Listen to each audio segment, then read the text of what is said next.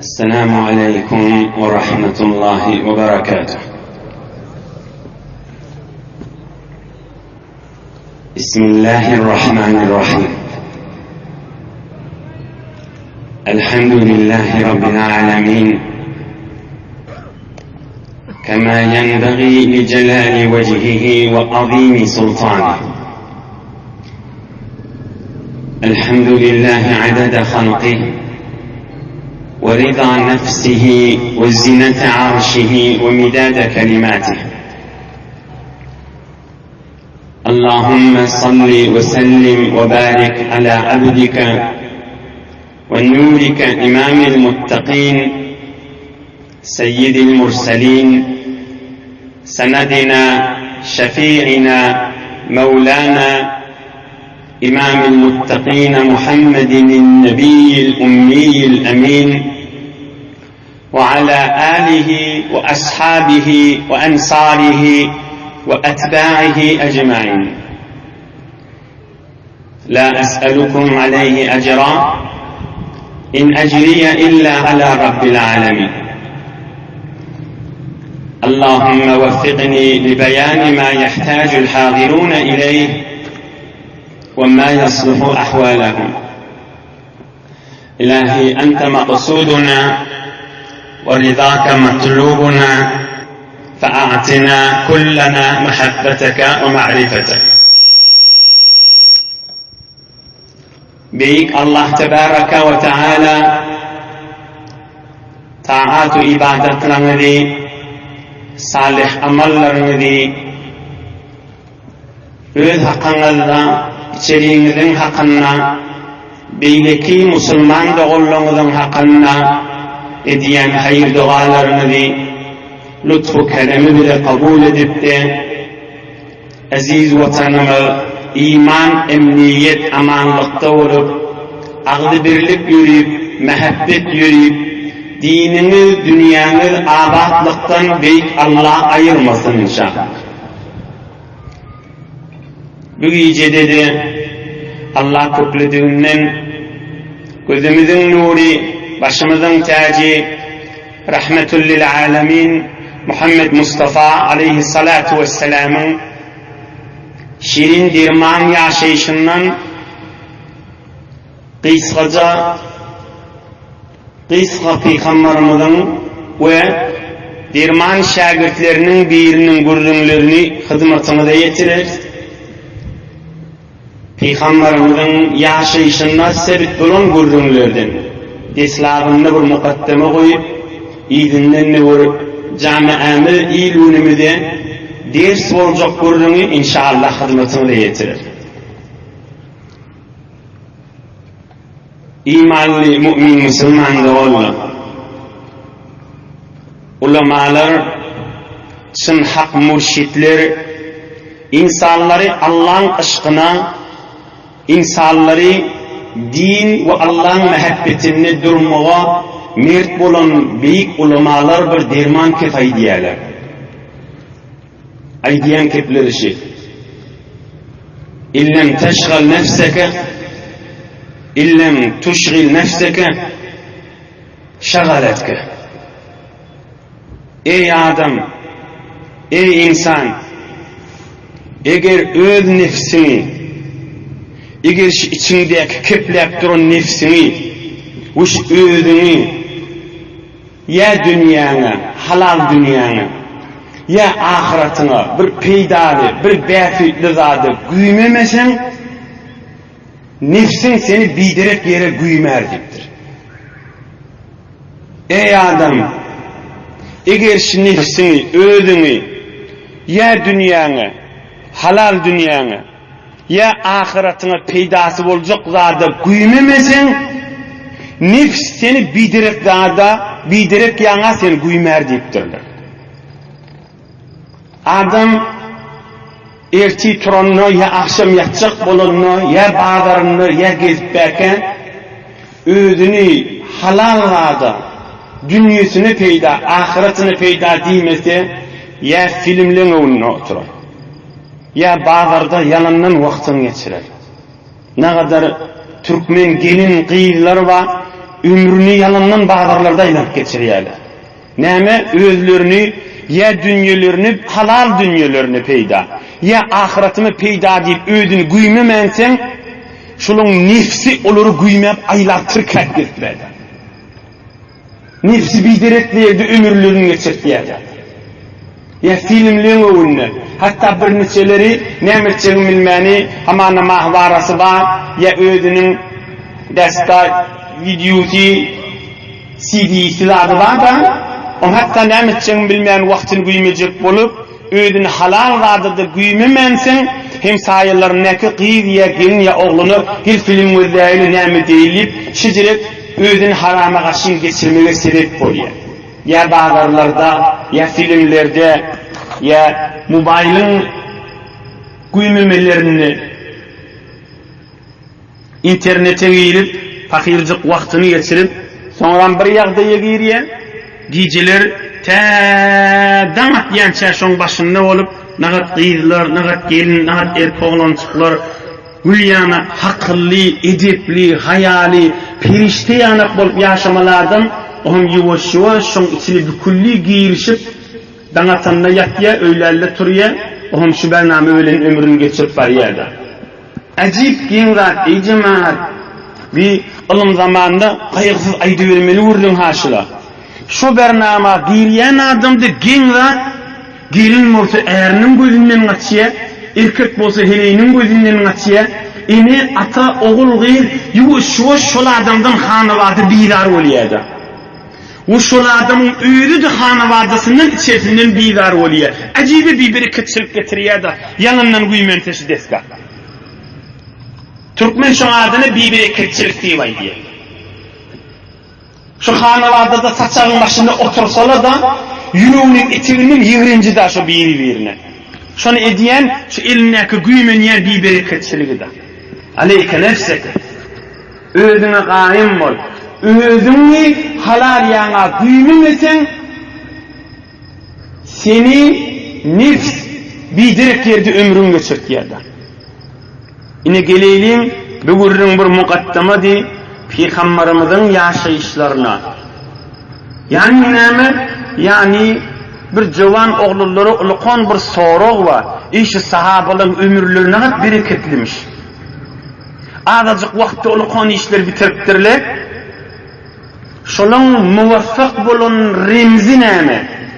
Şolun muvaffaqiyetiniň bernamasy nämemiş?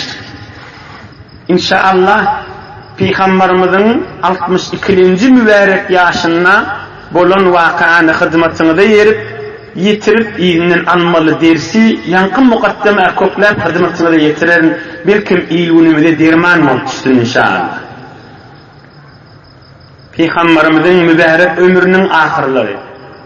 Derman ömrü 63 yaş, şu mahal 62-nji ýaşda geçipdir.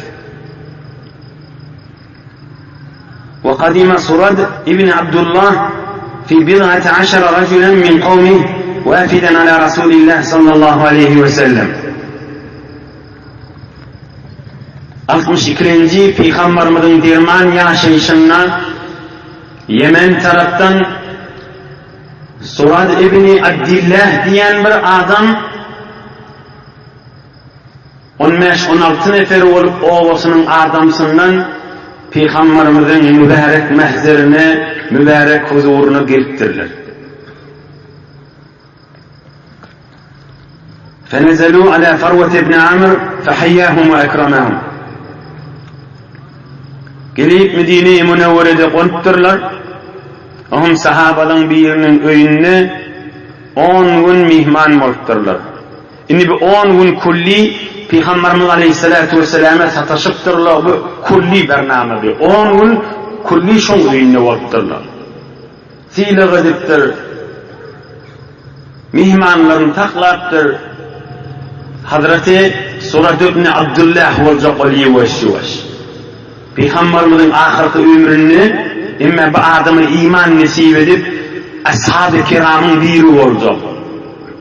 Tarihte adı sert bolan büyük insan olacak. 1400 yıl sonra hiç olmasa, hiç yerde azalmadık da olsa, fakat şu Amerikan içinde bir Türkmen ilin içini ağzalsa da şu bennek ulukon iftihardır. Şiilin içinde ne kadar adamlar ölüp gitti. Ötün ilin içinde ne kadar adamlar ölüp gitti. Önkü ilin içinde ne kadar adamlar ölüp gitti. Ağzalayan camianın içinde. Tarihte sebep bolup adıgalar yanık yağdayları var mı? Nemeler ağzalıyor? Öz oğul gıydı ağlayan mı diysene? Öz doğumcuk ağlayan mı diysene? Bir üçmülük bir zat bolup Allahu Ekber ruh şart olsun diyse diyamal başka gurrunu yok da. Ey Türkmen doğumcum, halk bilir bilmez, halık bilir, Allah bilir, halık Allah bilir. İlun Müslümançılıktan çürüyüm bir kovu işler ettiğer. Karment bolsaň da, karger bolsaň da, ahunjan bolsaň da, sofjan bolsaň da, karger bolsaň da, Tehranny işlep kesberende bolsaň da, owardy kesberen bolsaň da, her yerde bolsaň, ilunun için bir zat etdiğer. O da ulukon iş bolsaň, mert bol. Şuna giyeceğin yarın üçmülük nesip ediptir, dirman gurrun nesip ediptir değil mi? Şun amalını nesip ettirecek bol. Şun nerede amalının da bir bolacak bol. Hazreti soradı İbn Abdillah. Yine tarihi verden tarih şuna diye. Fe esleme soradı. İydi ve hasune islamuhu. Surat Müslüman molli, Müslümançılığında da o adam molli. Men bir qıt gazor almayıp bereyim. Şu tarihta bir adamlara Müslüman bolli ve hasune islamuhu Müslümançılığı da qowullu diye bir tovar adamlara. Hamana bir adam padşah olup Müslüman olsa şoňaşyn aýdy diye. Hamana Necaşi Müslüman molly, Müslümanlığını da tarihte şey diye. Ve hasune islamuhu Müslümanlığını da mert boldy, o adam boldy. Ya bir adam şahir olsa tarihte şoň ady gelse Müslüman molly ve hasune islamuhu Müslümançılığını da mert boldy diýdi. Ya bir adam ozal kafirlan koşunna Müslümanlığı bilen cem eden bolsa, sonra Müslüman bolsa, şol adam Müslüman boldy, emma Müslümanlığını da mert boldy, önkülerin yudu diye tarih. Hazreti Surada da şikayet aytdyr tarihte. Suratda Müslüman boldy ve hasuna islamuhu.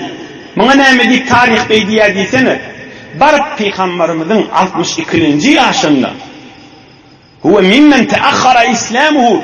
Hiç Müslüman boldy. Hiç Müslüman bolsa da Müslümanlygyny mert boldy diýdi da. Hiç Müslüman boldy. Peygamberimizin dirman ahirki mübarek ömürlerini bil adam Müslüman boldy. Emma wa hasuna islamuhu. Müslümançylygyny mert boldy. Özüni güýnemedi. Kefe gurrunu ödüne saklamayamıştık bu adamlar.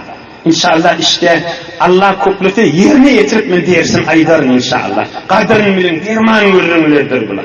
Altının suyu ile yazılmalı gurrunlardır. Bir ki cennetin suyu ile yazılmalı gurrunlardır bular. Erzleşli, iman bahalı gurrunlardır bular.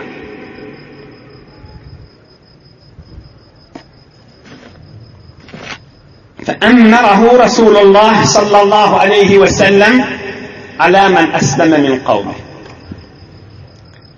Hazreti soradı, Peygamberimiz aleyhisselam aydıptır, sen ovan emiri, ovan başı olduqtur. Sen tayfandan, sen ovandan her kim Müslüman olsa, sen şoňa baş olduqtur. Yani şoň namazının uğri, edebinin uğri, yaşayışının uğri, mamulasının uğri, hem tertiplerini berdiktir. Şuna bir ovan imami, ovan ahuni, ovan bir yaşursu diyen ya Allah, sen şolun başı olmalı deyip yankı adamı oyittir. Ey cemaatler, Allah'ın yanında hiç zat boşluk diyen neldir ha? Hudaý Taala'nın yanında hiç zat boşluk diyen neldir ha? Tarihte şol adama näme diýär?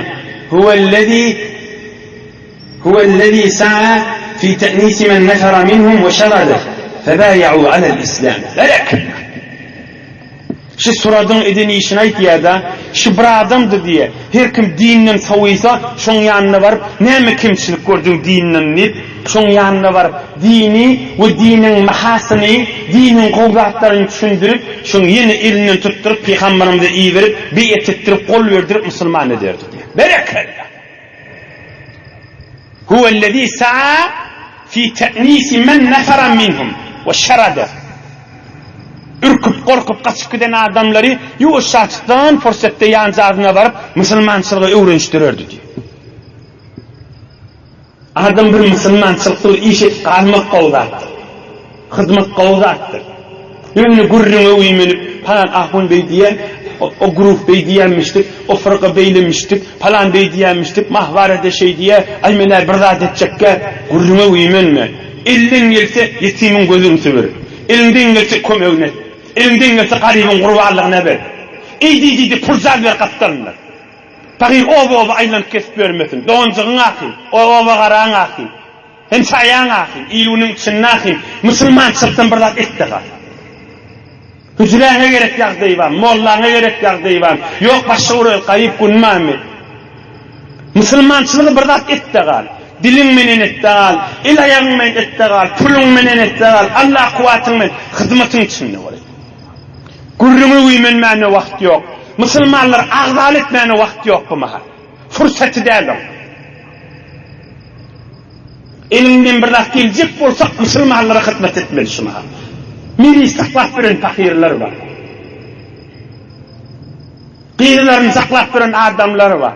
Zindigisinde kıyınçılığa düşüptür. Gelini yakıyı fakir ağla ki Allah kuvat vermeyene sen hizmetin gerek. Sen Müslüman derman sözün gerek. Belki sen derman yüreğin gerek. Yüreğin yetsin şuna birdat etmeye. Men öz pirim, öz halifam, öz sofum, ya öz amirim, öz namam deyip de, öz guruhum deyip de Müslümanlara hizmet etmeyeni boş gidamayılın ahirete karşı. Yani öz idaram, öz medresem, öz namam katnak gidip gelip, katnak gidip gelip, şudur şuna ahirete boş gidamayılın. Ey cemaat, bu ürün evvel özme gerek görürüm ha. Keplavetin evvel amel etmek özme lazım. Ondan sonra siz Türkmen doğan çıkılamda ah nasihatta. İnni göreyli Resulullah aleyhissalatu vesselam geçen heftede Hazreti Celil'in gurrununa geçendir adam tanıyya diysene peygamberimize. Ey sorat deyiptir peygamberimiz aleyhissalatu vesselam. Yemen'de Coraş diyen olukon şehir var biliyor musun onun deyiptir. Sen şuna koşun çektir bar deyiptir şöyle olan Müslüman edecek bol deyiptir. Müslüman bol şuşuma ham bilen hizmetlerini verdi. Bilen merde amallığını verdi. Ey cemaat Müslüman bol şuşuma ham koşun sürmeli ham baş bol. فخرج سراد رضي الله عنه بأمر رسول الله صلى الله عليه وسلم حتى نزل بجرش مدينة عظيمة مغلقة. Daşı qalali Ulukon şehirmişti. Şu peygamberimizin zamanında da Ulukon şehirmişti Yemen'de. Daşı qalali giyip bolmayamış. Anırdan gelen adam qalan qapsın deyip girmesi giyip bolacak derler. Hazreti Surad ashab-ı kiram menen peygamberimizin dirman şagirdleri ve yarları bilen şu qalanın daşını bir aylap onları İslam'a çağırıptırlar. Onu da girecek derliptirler. Bir aylap muhasere edip qavap duruptırlar. Her yollan Resulullah'ın terbiyet beren yolundan barcak boluptırlar, ola imana girmendirler. Genler şu Coraş diyen şehirden 2 neferde Medine demiştik şu vakit. Peygamberimizi görmeyene varttırlar. Bir de zihnimizde, fikrimizde bolsun. 2 nefer Medine-i Münevvere'de şu qalali Coraş şehirden 2 neferde Medine-i Münevvere'de. Ohum yankı sahaba bir aylap qavat saklaptır. Şolar Müslüman etcek bolup onlardan hiç kim çıkmani. Ohum yankı sahaba Baktumul İşan näme diye hile hem batırlıktır yerini onu başarmağa kişi gerektir. Hile hem batırlıktır yerine onu başarmağına kişi gerektir diye. Yankı Hazreti Surat da sahaba bir ayla kalan taşındadır diye. Kavmuna aydıktır yerin gideyin gittir. O kalan taşından sıfırlayıp, kaydip, sotadan bir kaydan yal edip, bir dağın katlarına ulu kon koşunlar bukulup durdur.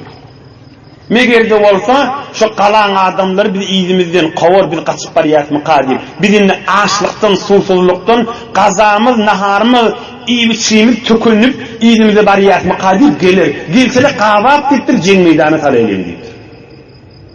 Aydışı yanlı boluptur. Yani kalan içindeki kafir şehir adamlar çolup böyle iyidine kaçıp bariyanlar deyip Müslümanların iyidinden kovukturlar. Müslümanlar da dağın katlarına kemin tutup bukulup güldüşüp katallarının kafirlerin haberi yok. Ohum evlerinden çıkıp onun hadir amadegisi yok. Ol bir yerde Müslümanlar tutors deyip bariyerlerde ohum qavab ceng meydana girip ulu kırılışık bolup Müslümanlar galaba üstün boluptur. Gün yaşıp bariyan vaktimiştik şomuğa. Şomuğa da iki sahaba şol Jurash diyen şehirden yankı Medine Yemen'in ulukon şehrinden Peygamberimizin yanına oturmuştuklar. O dikkat edelim. Teberrik okuyup verin. فبينما هما عند رسول الله صلى الله عليه وسلم عشية بعد العصر إذ قال صلى الله عليه وسلم بأي بلاد الله تعالى شكر. İkidene ol kalan içindeki adamlardan olul gittirli Peygamberimiz görmeyene. İkinciden son gün yaşak vakt Peygamberimizin mübarek huzurundamışlar. Ohun Peygamberimiz ol iki nefere aydıptır. Ey Yemenli adamlar, bir dağ, bir mantığın adı var mı? Adı şükür olsun. Sizin mantığınızda deyiptir. Adı ne olsun? Şükür. Ama ol ikisi aydıptır. Bibiladina cebelun yuqalu lehu kuşur. Onu ya Resulallah, bizim mantığımızda bir ulukon dağ var, ona bir şükür diyemler, biz ona kuşur diyeydik. Bizim kadimden milletimiz, ovamızın adamları ona kuşur diyeydik. Evvel kâp bilen başlayarlar deyiptir. Peygamberimiz onun adına şükür deyipti da. Onlar ne mi deyiptir? Şükür değil o dağın adı. Biz bir işimizde o dağın adı kuşur deyiptir. Evvel kâp bilen başlayar deyiptir. Peygamberimiz ne mi deyiptir? İnnehu leyse bi kuşur. Velakinnehu şükür. Yok doğan çıklam deyiptir. On adı koşur değil, ol şükür deyiptir. Şumahan şu dağın adına şükür da kıllı, Müslümanlar kafirlere galaba olur şu dağın başında, dağın düğününe deyiptir. Bunu düşünsene hakkı.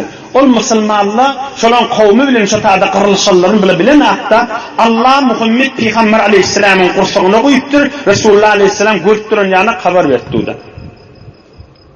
Şumahan gün yaşıp bariye, Müslümanlar kafirlere üstün mollulu deyiptir. Şu dağın adına şükür da vermektir. Kuşur adını ayıran deyiptir. Bir ikisi düşünsene, şu taada Hazreti Ebu Bekir bilen Hazreti Osman Zünnurayn radıyallahu anhuma ikisi oturmuş, ohun şolun ikisinin yanında var. Ne mi vurrun ayet ya Resulullah deyiptirler. Ama Hazreti Ebu Bekir Hazreti Osman ayetiptir. Veyhakuma إن رسول الله صلى الله عليه وسلم الآن ينعي لكما قومكما فقوما فاسألاه أن يدعو الله عز وجل أن يرفع عن قومكما. Düşünün ki Peygamberimiz ne ayetiydi? Sizin oğlanın adamından şu taada kafir sizin oğlanın adamsı, Müslümanların koşunu var, bir neçe adamlar kırdılar sizin oğlanınızdan dedi. Resulullah Aleyhisselam şunu haber verdi deydir. Megerde ortası turun şuna Peygamberimizin yanına varın. Peygamberimize aydın ya Resulullah şol ceng meydan yatsın, ovamıza ağır yük düşmesin deyip Peygamberimizden dilen, Peygamberimizden Allah'tan dilesin deyip. Ama iki nefer tür akana Peygamberimizin yanına varıp ya Resulullah dua ettiktir. Şu cemiyeten yatsın deyiptir. Bir ovamızda ağır yük düşamasın deyip. Onun Peygamberimiz aleyhisselam Allahümme rfa anhum Hudaya aşıl cöreş kavm kafir hadir Müslüman olan akla yük şoları yengil olup düşsün, kırılışıp yengil olsun deyiptir. Şöyle diyen gördüğün كذا في الاكتفاء للمحدث أندلسي وكذا في البداية لابن كثير تاريخ سنة الكتاب لرده başlıyor. Yine bir iki nefer Müslüman olup ovasına varvaydıktırlar.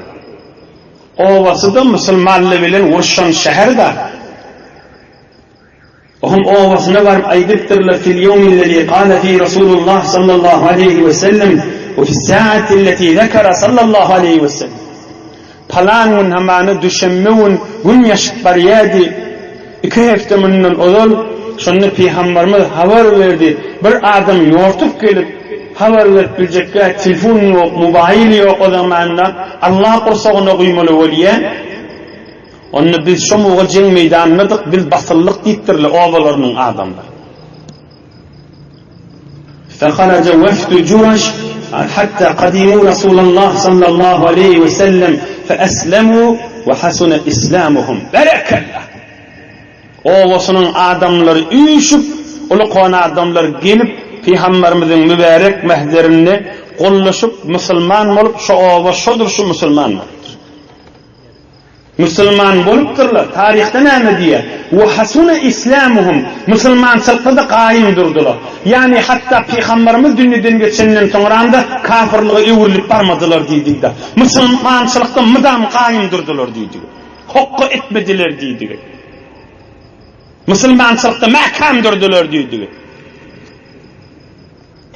Yine sahabalar Peygamberimiz aleyhissalatu vesselam'ın Dirman şehirlikleri ağ vaqtda kän eden hizmetleri. Yani deslapta bir gururun ayttık. O da näme gururun? Adamla yerden bereket taptırla ey cemaatla. Bir uluqun gururun haşi. Karşı gururunu bitin iyi olmasa bir Türkmen iyili kamil eşitseydi de belki zapıp oldu buluğun hem Türkmen de olun anılmayan anılmayan yürü bariyen barmayan yürü iyiyen iymeyenin kulağına varıp bir Resulullah'ın bir dirman sözünü aytacak belki bir terbiyet veren edebi uğradan insanlara insaniyet düşündüren fedva belki kulaklarına varıp eser edip Müslümançılığı düşünmek nasip etsin inşallah. Yine uluqon şular ey cemaat ağ vaqtda kän bereketleri varmıştık delili näme? Delilinin o açıqlaway deyin Peygamberimizin derman sözünü häzir aytmayın onu qızıla qaplaway deyin. Baha verway deyin o gurruna. Onu erziş verway deyin. Peygamberimiz şey deyiptir diýsek kulaktan zawwat geçip gider. Aham biderek bolar. Bir alim adam geçiptir. Peygamberin sözüne aytacak bolýan şoň bir başahanmış. Muqaddemesinde. Bir alim adam geçiptir. Şu minberden ardy qatkan tutuldy. Kim?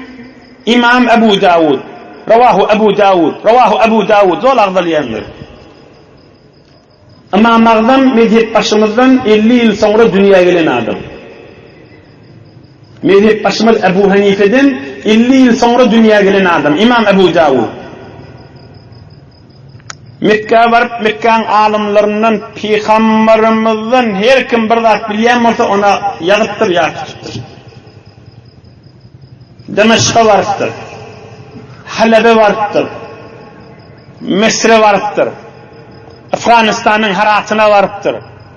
Afganistan'ın Balkh'ına varıptır. Nişabur'a varıptır. Khurasan'a varıptır. Bagdad'a varıptır. Bir yerde Peygamberin sözünü falan alim bilýändir diýse, şoň öwüne bar çökü düşüp Peygamberimizin hadisini ýygnapdyr. Ebu Davud diye ehli sünnette düzen Peygamberimizin sözlerini ýygnapdyr şol adam. Sihah-ı Sitte Peygamberimizin sözlerini ýygnamakda takriben 7 alimlerden. Kur'an-ı Kerim'den sonra 20 salim kitapların biri. Son düzün kitabı. Ne deyip? Peygamberimizin salim sözlerini yığınaptır. İmam Ebu Davud. Şol İmam Ebu Davud aydiyen kefini okuyup verin. Dirman sözü diysene. Ketebtu an Resulillah sallallahu aleyhi ve sellem 500.000 hadisin şerif. Peygamberimizden rivayet bolan alimlerden yığınan dirman söz hadisi vaydiliye da Peygamberin sözünü yarım milyon 500.000 hadis yazdım diyor. 500.000 hadis yığınadım diyor. Yarım milyon mu diyor. İştenlersiniz bir vakt men bunu uzaklaştırıp otin bir derman uğruna aytacak bolyan. Resulullah'ın sözüne baha verecek bolman aydı otin. Adamların mehrekan cemaatinin vakti güymenilyen yer değil ha bula. Kızıla gaflanmalı uğrunları bula. Yerin yüzünde perişte yanak bolup kadam vurup gelen adamla gurrunu bula. Yekece adam olsalar da ummet yanak bolup geçen adamlar bula. Neçe min hadislerini attı? 500.000 hadislerini attı. Şun zamanında bir zorlu pir varmıştı. Tamam tarih kitaplarda adı geliyendir. Kim? Hazreti Sehl-i Tustari. Sehl-i Tustari diyen bir zorlu pir varmıştı. Mürşitmiştik, alimmiştik. Bir gün şu yankı Ebu Davud'un salamına vardır. Peygamberin hadisini yığınan adamın salamına. Bu sohba adam, pir adam, Peygamberin hadis yığınan Ebu Davud'un salamına vardı. Ebu Davud'un şagirdleri, hadis yığınanın şagirdleri, ey ustadımı Hazreti Sehl-i Tustari geldi, sen ziyaretine salamını geldi deyiptirler. Hazreti Ebu Davud önünün yoltup çıkıp, neyme Sehl-i Tustari yakası velliyor, pir adam, sohba adam, evliya adam, Allah'ın dostlarından, yüreklerini Allah'ın aşkı yanfırın adamlardan onun önünden çıkıp hoş geldin aydıp onu yancağında oturduktur hücretin ne de olsa, mescidin ne de olsa, otağın ne de olsa her yeri oldu. Onun hal ahvallan sonra vurun şolalarından sonra Hazreti Sehl-i Tustari yankı pir İmam Ebu Davud da Peygamberin hadisini yığınıya şuna aydıptır li ileyke hace men senden bir isteğim var. Allah için bir yurttan yanına geldim, bir isteğim var senden deyiptir. قال وما هي؟ قال حتى تقول قد قضيت ما الإمكان. قال نعم. Onun maksadım aytmakam inşallah anlıcı olsa elimden gelse edeyinli boynal ohamayacak deyiptir. İkisi olu konu adam bir Peygamberimizin derman hadisini yığınamanı öktü, bir de yüreğinin karnına kıspatan bir evliyalan diye. İnne olayan evliya adam Peygamberin hadisini yığınlayan büyük aziz adamı ne diye senden bir isteğim var, bolya diysen aytacak deyiptir. Zayi olsa edecek diye aytacak. Bolya deyiptir. Başarsam elimden gelen dert olsa edeyim. Ayt derman adam ne isteğin var benden deyiptir. Ey cemaat ne meydan olsa o. أخرج إلي لسانك الذي تحدث به أحاديث رسول الله صلى الله عليه وسلم. Yarım milyon hadis yap tutupsun. Ulu milleti Peygamberin derman hadisini fayrap yayıp aydıp ben şol mübarek dilin çıkarsan şondan bir okşacak paraşon isteyen dedi. أخرج إلي لسانك الذي تحدث به أحاديث رسول الله صلى الله عليه وسلم. Peygamberimizin derman hadislerini fayrayan dilini çıkarsan şondan bir okşacak dedi. أخرج إلي لسانك الذي تحدث به أحاديث رسول الله صلى الله عليه وسلم. Peygamberimizin derman hadislerini sayrab aydiyan senetli edip Peygamberin derman sözleri yerin yüzünden gitmesinlik, Mekke koymadın, Mısır koymadın, Harat koymadın, Balx koymadın, Demeşk koymadın, Şam koymadın, yerin yüzüne ayağınla aylanıp yığınadın inni de ayduvatin, sol dilin çıkarsan sondan okşasın geliyor. Dilini çıkarttır, bunu başaracaklardır deyiptir. Hazreti Sehl-i Tustari de dilinden okşaktır. Kimin dilinden?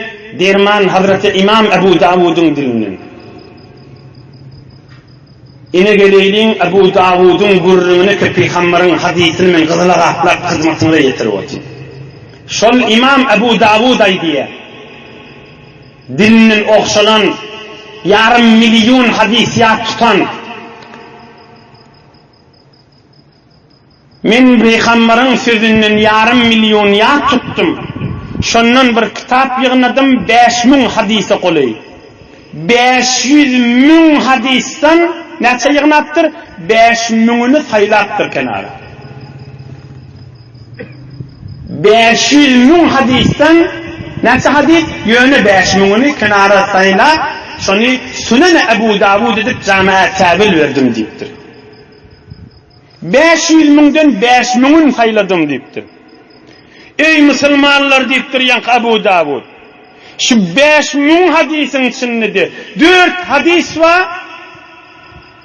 Bir Müslüman adam şu 4 hadise amal etse dünya ahiretini bolacak men bilişimden deyiptir.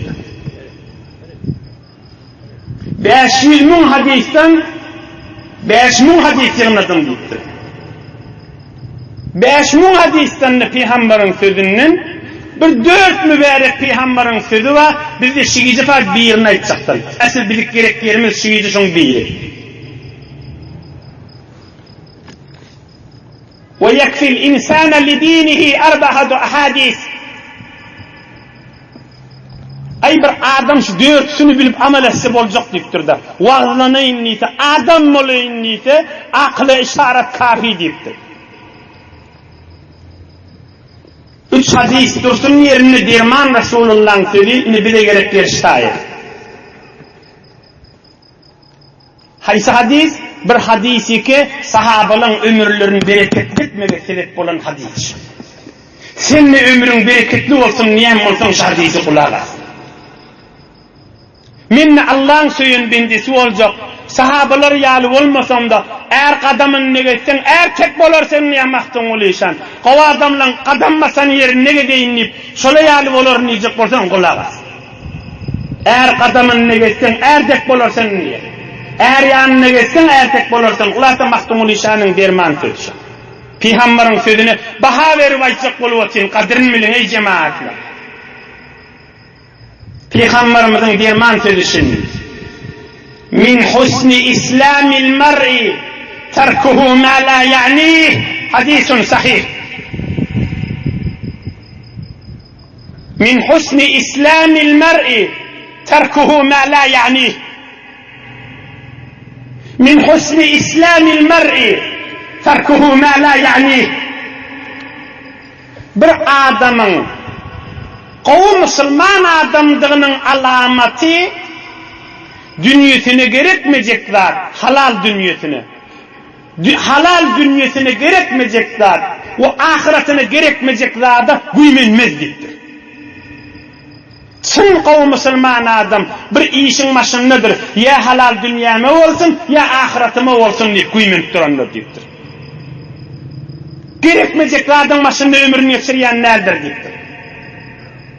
Yine sahabaların uluqon bereketli olmağa sebep olan şu mübarek Peygamberimizin terbiyesidir.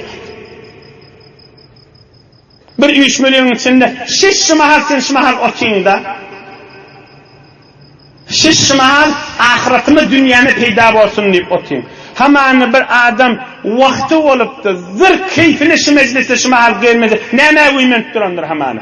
Keyfine gelmedi adam. Zaruru varmış, meridi varmış, işi varmıştık. Oğlum şoğu yeka etler kayıp bilmeyemiş, taş bol gelip bilmeye. O vururlar bir açık misalın vururlar da. Sen bir yarım saat 40 dakikanın içinde adam asmanı uçup gelip su. Medine etkelen yalı oluyor. O ruhun uçup gelip duran yalı oldu. Öyle kavuşun yansına neyme diyanımı. Gelmeyen uyument duran, neyme uyument durandır şuma. Yani onun gururunu da. Onun gururunu. Falanın hileyi bütüslü, falanın kıyılı bütüslü. Falan moğollu bütüslü, falan aman bütüslü. Falan kari bütüslü, falan ahun bütüslü. Ne dünyasını, halal dünyasını peydası var, ne ahiretini peydası var. Vakt bir 5 dakika, 10 dakika, vakt bir 1 saat gururunu etse, ilinin biri ayısa, biz kıyvet ettik koyayım. Bunu ver, ağlanaktır size. Bila bir Müslüman. Patağı şondan süreyim da, ömrü açıp var ya şondan süreyim. Yılları açıp var ya şondan süreyim. Adam bir düşünmeli vakt olmalı. Vakt bitirdi yüreğini rahat etdiyen radi. Türkmen Müslüman, yaş diyeceğim, ulukan adam olupdur. Hatta şu vurduğunlarda adı eşte, aytım önküdün ne beter şu direk günahını arttıracak. Nezir nesihat kurduğunları kuluğuna barasa da, aytım başka vurduğunları ardacak. Nemdik beyni bir nekip olmalı. Peydası yoklardı, güymeniyen adam ömrü bir berekettir. Tamam yalandan geçiyendir ömrü. Sahabalar özde Peygamberimizin 62. yaşında Müslüman oluyordu. Peygamberimiz dünyadan geçmeyken Peygamberimiz hoş edip ulukun hizmetler edip ey cemaat ulukun şehirleri Müslüman ediyordular. Ne kadar bereketleri var, ömürlerini yalandan zaten güymemiyenmiştikler. Neyme tefri gerekken halal tefri dünyana gerektir. Bir gururun değil ha. Gururun şey. Halal dünyasının da peydası yok, ahiretinin peydası yok. Şuna uyumenmeliler. Bir direkt sayıtlan başında oturmak, ömrünü geçirmek, bilay dileyen gururun halalle olsa dünyanın peydası yok olsa ettirmeli değildir. Hatta halalle olsa. Terden atlayanca bazı hayır kompüterin başına, interneti bazıların başına, oyunun başına ömrünü geçiriyor ki fakir bir tovarla ta, oğlum şoklu ol, her de şeytir kesip hileğinin, erinin, içerisinin, iyinin gözüne de yığırıncı öldü. Ne dedik? Allah'ın gözüne yığırıncı da. Allah'ın rahmetinden taş. Bir Müslüman adam, gezip bakın, yazdan oyun bir yana, benliler necile ömürlerini geçirip, ayakları bilen yığınap, piyade yürüyüp, yığınap, yazıp, gelip buğun kur Resulullah'ın kızılağa aplak koymalı senetli ürünleri hizmetine de yetipti. Derman adamlar, kadrin bilben bu ürünün, halkı özdeme, ödünden çüreyim amalı, ey sade Türkmen doğuncum, ey cevan oğlan, ey hacı derde, ey öyün olukanı, ey öyün kıçı, ey öyün işgari, ey öyden çüreyim çörek getiriyen, ey öyde yatan, ey maril gözleyen, hemmemiz şeydir. Asıl insaniyetin kanunudur. Hakıldır, mentektir, elimdir, nurdur, ferişteliktir. Ya halal dünyana peydası olsun, ya ahiretine peydası olsun. Ya bir tovar adamlar bir 4-5 tane vakt var, nesihat edivay diyen. Bir tovar fakir gelirler var, dinarlar var, ya erkek adamlar var, terbiyetini sinittir. Hiç kimde şunlara aytmayadım, aydılan aktem, hamana tamam bernamesinde bir ayada varsa, ya bir toya varsa, ya birinin hatta aydın mutlamanı varsa, ya bir uyuşmeliği varsa var. Şu öyün erini bir nazar ver çıkıyor. Öyle tudar adam mamalı, öyle içki harcan adamı men diye bir rahat, öyle öyünü edip veriyen mamalı. Ama topun heleğine nazar veriyorlar. Öyle karşı yukarıda, öyle harcan adam mamalı, gülün şuraya böyle. İşi halkın heleği oğul kıyığına nazar vermekte. Öyle de şudur şu tüyür devletinden ta ayağına teyneti ayıktan ne oldu? Bir millet değil ayıklar. Kazatırken, doğru evin başını yana, erine kılığı yok, hileğine kılığı yok, zindigin hadir uğrun bilene, namazın hadir doğrulana, şudur şu ayı verdi. İyisi de halkın pat ayıbını keplemekte. Halkın ayıbını kepleyin yana, öyle bir nazar veren şüp oluyor. Ne emetcek beytirip ömrünü geçirip yok. Ne emetcek şey ettirip yok. Ödüňe de bir nazar ber ahi, ödüňe de men özüm de bir nazar adam, erine bir gün gülüp ýöňünden çykypdyrmy, şonu bir görüntü näkin? Atasından çürüýüm, oğlanşagyndan çürüýüm. Bir beýleki musulman oğullary näetdirip kesipde, oğrunça etdiýän günäsi barmy? Etbereýin diýsin. Perişte dädir şol adam. Perişte bolsa beýt halkdan gıýbat etmezdi. Çınnan aytıl, yo men öz ayım yok diýen bolsa, o direk gıybet edip, töhmet edip, halka nazar veren iş bolmordy. Nazar berjek bolsaň bardy ýuwaşastan arkasynda elin goýdy, sen şi direk ayym bar, dogurlatan gowy boljak diýip nasihat etdi aýtdy. Näme nazar veren iş bolýar? Näme ömrüň geçirmeli? Çyn musulman adam gerekmejek zada ömrüň geçirýän nädir? 1 saat, 2 saat, 3 saat, näçe gün, näçe ay, her oturşy fakat şoda. Amany hektede bir gedek boýdaşlaryny oturşaklar. Dünýä nazar veren spor çykmalar. Bir gedek özlerini gurrun etmeler de. Ey bir kabrymyza gaşyn alyp gitmelerdiňiz. Ey bir ahiretimize gaşyn alyp gitmelerdiňiz. Allah'ın aşkynyň beraberini etmeliýişmiz. Kirpledim men näme? Men näme aýdymma? Men näme kemçiligim var? Pahir çykdyp günni geçirdi. Onun beter narahat etýän zat şu gurrunlerde kulak asmalardan, eşitmelerden. Näme men niyazym ýok diýdi bu gurrunlara. Ölüm bilýän bu zatlar diýip. Şu ölüm bilýän diýişine örädi bilmänni bar ýa-da. Ölüm bilýän men bu zatlar diýdi. Maňa ahunma gurrun vermek gerek geldi. Ölüm bilýän bu zatlar. Bilýän bolsa näme etjek? Halkyň nazar zindigisine nazar berip, halkyň hususiýatyna nazar berip, ahlagyna nazar berip, akylmyşy, mançykmyşy, sawatmyşy, saglykmyşy, nämeň bernamysy, zindigiymişi, ijtimai ýaşamakmyşy. Aýtsan haýsy zadyň uğrundan bar ýaşy? Hiç zadyň uğrundan baranatda. On bir toporlar hatta oglaň şoňyň arasynda da şeýt gurrun etýär, oglaň şoňda şoňa gaşyn terbiýet tapyp barýar. Ya hatta hemkarlarının arasında. 3-4 hemkar o hemkara nazar vermez. O 3-4 hemkar o hemkarından sürün nazar vermez. Şu falani falancıra ya, bolya falancı, pakirli, her şu öz idaralarına ya öz mecmuelerini, öz oturuşuklarına, öz karhanalarına, öz kargalarına, her oğrinçe çay oturuşuk bolsa şu birine nazar vermez. Nämen bäkildi, nämen kıydas, işte. Dünýäňe, ahiratyňa, perişteler ýazyp otur. Hesap kitabyň mı? Allah hesap kitap vermeli. Nefesine hesap kitap vermeli. Kipleyen kitabına hesap kitap vermeli. فَمَنْ يَعْمَلْ مِثْقَالَ ذَرَّةٍ خَيْرًا يَرَى وَمَنْ يَعْمَلْ مِثْقَالَ ذَرَّةٍ شَرًّا يَرَى. Kara yere verecek işte. İşte kıyamet türkütmeli. يَوْمَ يَقُومُ النَّاسُ لِرَبِّ الْعَالَمِينَ. Tamam adamlar kabirden tutup mahşer meydanına şimdi. فَاِنَّمَا هِيَ زَجْرَةٌ وَاحِدَةٌ. Bu adamlar nezire 3 şıkkan diýende birci Kur'an'da var bilýänsiniz bu naziratda. فَاِنَّمَا هِيَ zecratun wahide. Birci ferişte şüttedeni adamlar korkup bir yana yüşük diye. Birci ferişte zecratun wahide. Hüştedeni hemiz bir yana yüşükta. Birci hüştedeni yüşüyenmiştir Allah Teala. Bu da ferişten hüştedeni. Fe innema hiye zecratun wahide. Bu adamlar nezire kıyamet meydanı yüşücek. Fe ilahum bis sahira. Bir ferişte hüştedeni hemiz mahşer meydanı yüşük korkup gitti. Eden şolatla ýada düşmelerin zindigiydi. Oňa maňa nazar verenmek ömrüň geçipdi. Bu adamlar we ýa sahabalyň gurrunu, maňyz gurrundyr. Bu adamlar we musulman bolanlaryndan soňra özüni, dünýäsine ýa ahiretine gerekmejek gurrunlary gaýçy urup, belki palta urup, ketişdirip aýrýanmışdylar. Fakat ýa dünýeler ýa ahiretler. Ya halal dünyeler ya ahiretler. Mert düştükler şoňa. Ondan üçin ömürleriniň bereketini verdi. Azajyk wagt etýän işlerini verdi. Hey sahabajan, hey mollajan. Hey beýleki karger, karmen, işe gatnaýan, kasip, bazarda uýmanýan, ya her ýerde bolsun. Halal ırçgynyň ýerinde, daş ýerlerde işleýän, o arasynda derman hakly öwrüňdir. Mana öwrüňlerdir. Zindigide insana arameş berýän gurrunlar. Wagtynda tamam boldy. Birje şu gurrundaýdy inşallah bir kidagada tamam bolýar.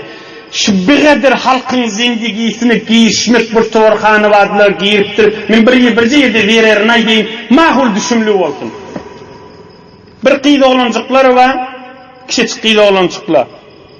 Hamany ýuwaş tiz uşana geçik, öwre zeren olaqan en atala. Ya erkoğlancık azbes veren onu tiz uşana gaşyn geçirilip barýar. Pakirjygy bir gedek oğlan şu oğlu ýaqyna eni däde daýy ağa aýtmandyr. Hey oğlum. Hey dedim. Oň üçin sowatlardan da oğul gyýdy bardyr. Men ýa-ni kargerinde oğul gyýdy bardyr. Onun için ne ulukan öyle adamın da oğul gıydı vardır, kışıcık kümeçte yaşap birenin de oğul gıydı vardır. Onun içindeki oğlunun, gıyırının zindigisini özdette, öz hanıvadağına gelip paçavlar, öz inatandan yigrini ama deyim.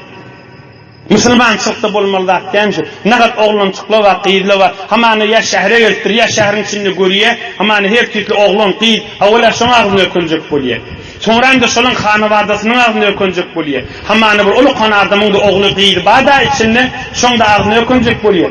Öylerine geliyor sadece ene derdi. On boyduşları hem klasilerin yanına men derdim şudur diyesiyle nakta. Men nenem şudur diyesiyle nakta. Belki başlangıç diyen nenesi derdesini yüzlerine gelip ağzına gelen kefini foş edip uyarda. Neni bizarı var da şu enatadan. Bir zegelek aytmaya men enatam meni şu dereceye yetirdi. Enatam meni rahmet çekti. Enatam bana hizmet etti. Getiriptir hamana tiyiz uşan. En ulukan bir her kimin isteyen yerinin gurrunun işi. Ama terbiyetine uyulmanır. Halkın zindigi böyle işin olmasın diye. Müslümançılık öyle işin menen olmalı diye. Öyle halal dünyanın öyle ahiretin menen olmalı diye. Nendik terbiyetine uyulmanır. Zindigide esasi ürünlerdir. Gerek ürünlerdir. Bir kim zebt boltu Allah Teala himme alem cihan Müslüman kafirin işitmeli ürünü. Resulullah'ın cami-i beşeriyeti büyük şerif aziz olup iyi verilen büyük insanın ürünü. Ondan sonra bütün Müslümanlara yayılmalı ürünü. Ondan sonra iyi olmasa var. Türkmen doğan çıklamada barıp bilkin bir hem dünyeleri hem ahiretleri ahabat olmağa sebep olsun. Allah can bilet edip bilen kulak asıp otuyunuz kendine olup dünyanın ahiretiniz ahabat olsun. Gülür yüzünüz solmasın. Mehabbette yaşadınız. Berekette yaşadınız. Emniyette yaşadınız. İman bağlılığında gülür yüzünüz solmasın inşallah. Bir elhamdülillah kul huvallahu okuyayım. Ölü diri himmesine dua edeylin, vatanımıza dua edeylin, mehabbet yürüyüsün, emniyet yürüyüsün deyip okuyuverin elhamdülillah.